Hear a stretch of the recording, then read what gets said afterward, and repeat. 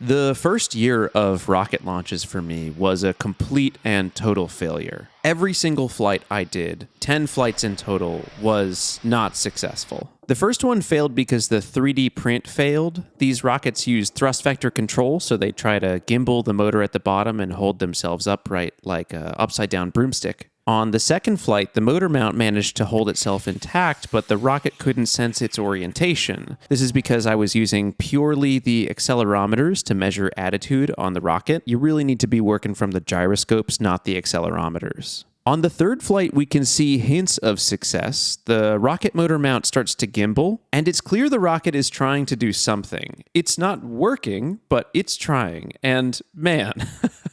aren't we all? The fourth flight is the first that used an APCP rocket motor, and it was the first one that actually started to look good. This was more luck than anything, but man, I rode that luck for a long time. I posted this clip on a Facebook group that was obsessed with SpaceX, and it got me a tour of the factory. And from certain angles, it really looked like it was about to land, so it gave me some good PR value, but internally, this rocket was still a piece of garbage, which is evident by the next flight, which went off course immediately.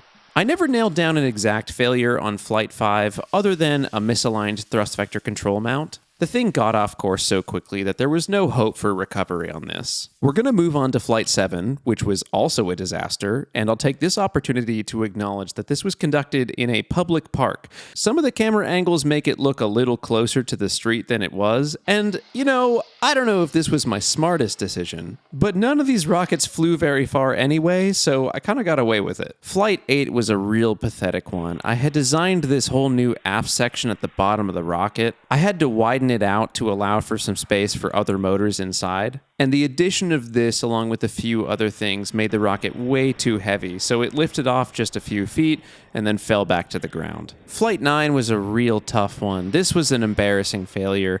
At this point, my code base was large enough that I couldn't keep track of what I was changing and what I wasn't. There was functionally no testing beforehand on each of these flights, and it's almost not worth getting into the details of why this one didn't work. Like, there are reasons the rocket veered off course, but the real reason the rocket didn't work is because I didn't know how to code. Flight 10 is maybe the most embarrassing one. I liked the way this rocket looked, but I forgot to uncomment a piece of code that actually sent the commands to the servos, and this means that the rocket launched essentially powered off. I've been doing this for like 10 years now, and I've got tons of this type of footage, so if you want more of this type of content, let me know, and follow this page, or I will, I don't know, I'll be sad.